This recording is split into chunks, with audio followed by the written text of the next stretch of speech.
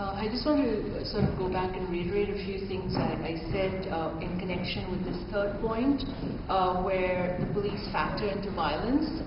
For people in the South Asian community, particularly first-generation immigrants, we come from cultures and societies where we have not been raised to look at the police as our friend. People see the police as oppressive, as corrupt. You try to avoid any engagement with the police at all costs. So you don't necessarily go to the police, at the first instance. Apart from this, also there are questions of quote-unquote respectability. Respectable people do not engage with the police, or if the police come to your house, then it sort of tarnishes your name. So all these things sort of complicate any engagement with the police that people in our community might sort of be governed by.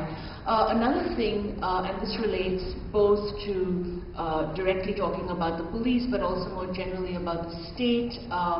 The war on terror has complicated the lives of many people in our communities who have been criminalized and racialized because of names, religious identities, etc. And so if there was already a sense of fear and anxiety about any engagement with the police, this has become really enhanced, and it's not a spurious fear. Deportations have happened, continue to happen, or the risk of deportation is something very, very real. Routinely, people in our communities are brought in for questioning with regard to their refugee or immigration claims, even though an interview with CSIS is not always the case. Very often in our communities this is so, and an interview with CSIS means you're usually pressured to inform on people in your communities. Just last week, my husband was questioned by CSIS for 3.5 hours, and they repeatedly asked him, do you know anybody who espouses violence? Do you know any anarchists? This can be very, very intimidating and very, very threatening.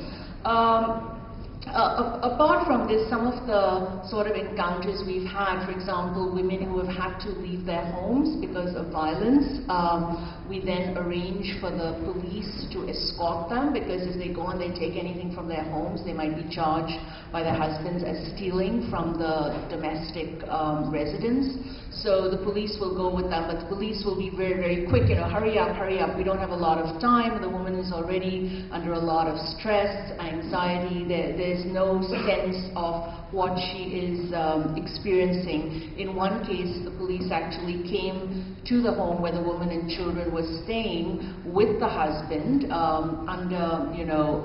so the police were ostensibly there to ensure that he didn't, violate any of the terms, and the woman's rights were protected. But the man actually took away documents that were very crucial to the woman's case. The woman couldn't speak English or French and was unable to convey that the man was actually stealing things that were of importance. In one case, one of our community workers said a policewoman was working with her on a case of domestic violence where the woman was not married to the man, said something like, oh, but I thought, in your culture, women, marry, and the implication was perhaps this woman was sort of an immoral woman, and then the whole question of sort of the victim being stigmatized. So these are some sort of random examples from the work that we have seen at the South Asian Women's Community Center. Early on, I had mentioned the murder of this young woman, Milia Abrar, in 1998, and the fact that till now her murderer has not been brought to justice. Now, when the murder happened, there was a lot of fear in the community, especially among young women of Bangladeshi origin. And this was exacerbated by the fact that the so-called elders in the community were sort of putting out this notion that, she was a wayward young woman, this is what happened to other wayward young women. The fact that the police have to date not arrested the perpetrator, who many people in the community know did commit the crime, continues to sort of allow this notion of impunity, that if a woman doesn't toe the line and she's murdered, nothing is going to happen. And so you as young women have to, toe whatever line you are being asked to follow, otherwise this is what is going to happen to you. So police negligence in, resolving the issue of justice has definite implications. Another example that comes to mind is something that we experienced as we worked in a coalition with other groups to put on the annual 8th March International Women's Day March. In the year 2007, the police were in the process of arresting one of the people. Women came to the aid of this person, and they were brutally beaten up by the police. We made various demands to the city that something should be done. Nothing was done. We put out a call. We got responses from across Canada, and in fact other parts of the world where people were really concerned that on this day, International Women's Day, here were police assaulting women on the streets of Montreal. And it's interesting because when my husband was interviewed by CSIS, they actually produced the press release and said, do you know about this? So they make the connections, even if we kind of don't necessarily do them. Women are potentially seen as violent or perpetrators of violence when we're out there demanding our rights. So these are just some of the thoughts on this point.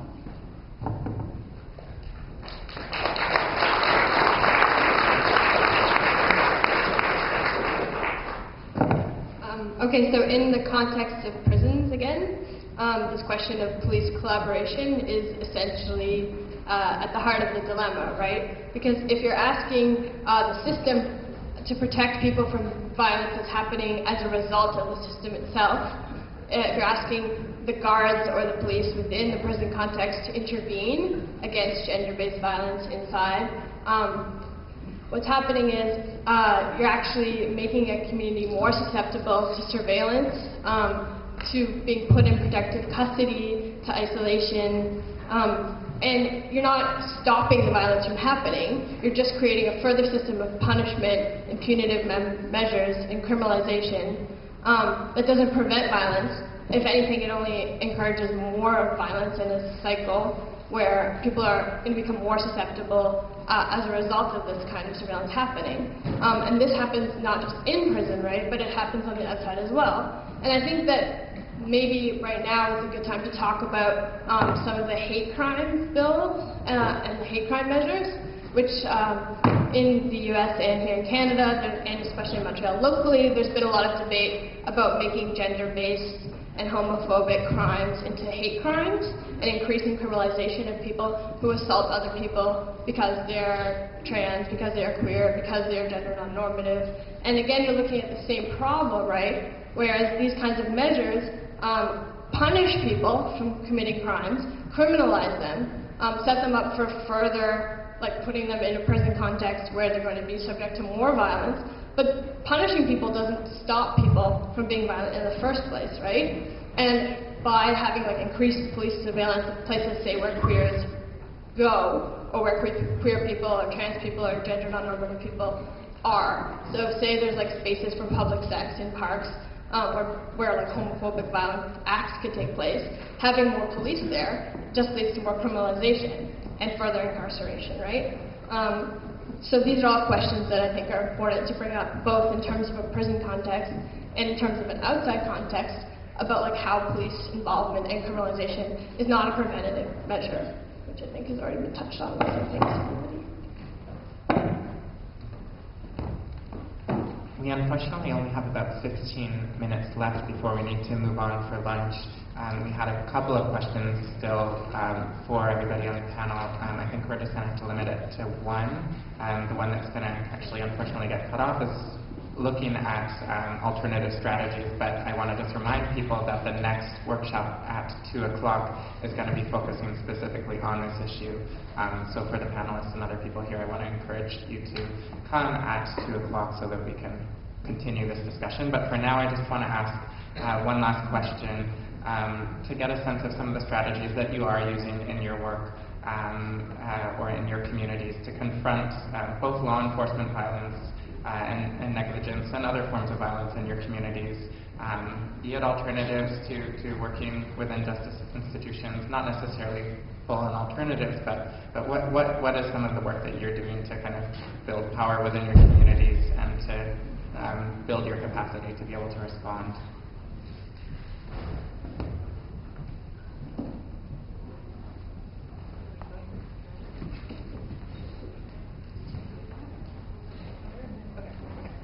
I'm going to start. And Ellen's going to make it fabulous.